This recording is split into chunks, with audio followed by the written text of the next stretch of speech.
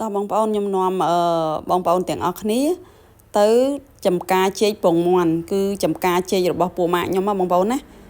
ខ្ញុំទៅរកចេកពងមាន់បងប្អូនដឹងស្រាប់ហើយតែបើសិនជាយើងទៅរកចេករកអីហ្នឹងបានន័យថាមានកម្មវិធីអីបងប្អូនណាហើយចំការចេកហ្នឹងល្អណាស់បងប្អូនហើយល្អមែនតើហើយមើលផ្លែចេកពងមាន់ល្អមែនតើហ្មងខ្ញុំហើយគេអត់មានបាញ់ថ្នាំអីទេខ្ញុំសួរហើយថាអត់មានដាក់ថ្នាំដាក់អីទេគឺបោះតែជីនៅគល់ចេកហ្នឹងបន្តិចហ្នឹងហើយមើលផ្លែបងប្អូនអើយផ្លែធំណាចង់ប្រប៉ិនចេកណាំវ៉ាយើងដែរហើយចំការហ្នឹងវាល្អត្មងដីនៅចិត្តផ្ទះទេគាត់ដាំនៅចិត្តផ្ទះទេចការហ្នឹង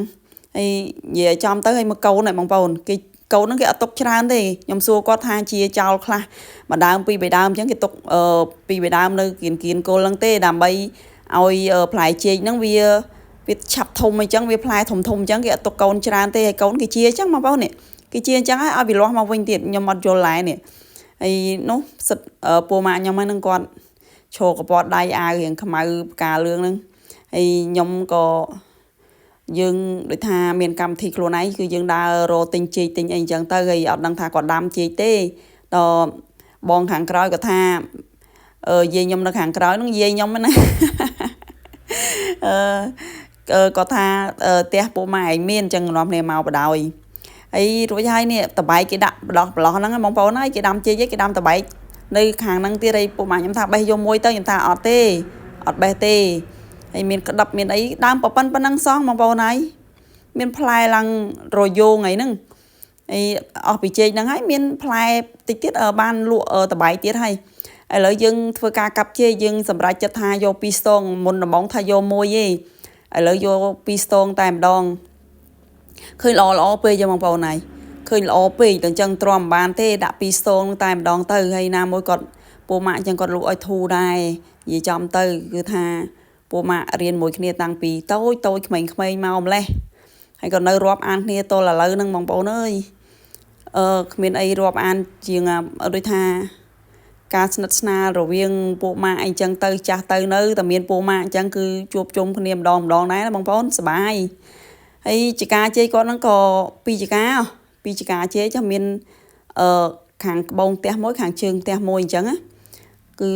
ដីប្រកដាលគឺគាត់ទុកដាំដំណាំអញ្ចឹងគាត់ដាំអានេះវាគ្រាន់ថាវាយូរបានម្ដងអញ្ចឹងទេវាមិនបានរាល់ថ្ងៃទេដំណាំជ័យហ្នឹងបងប្អូនដឹងស្រាប់ហើយមុំតាវាចាស់ហ៎ហើយគ្រាន់ថាវាធូរកម្លាំងតិចដាំចេកហ្នឹងវាធូរកម្លាំងនឹងយើងថែអញ្ចឹងណាបើដាំបន្លែដាំម្កាយវាត្រូវការថ្នាំអីអញ្ចឹងច្រើន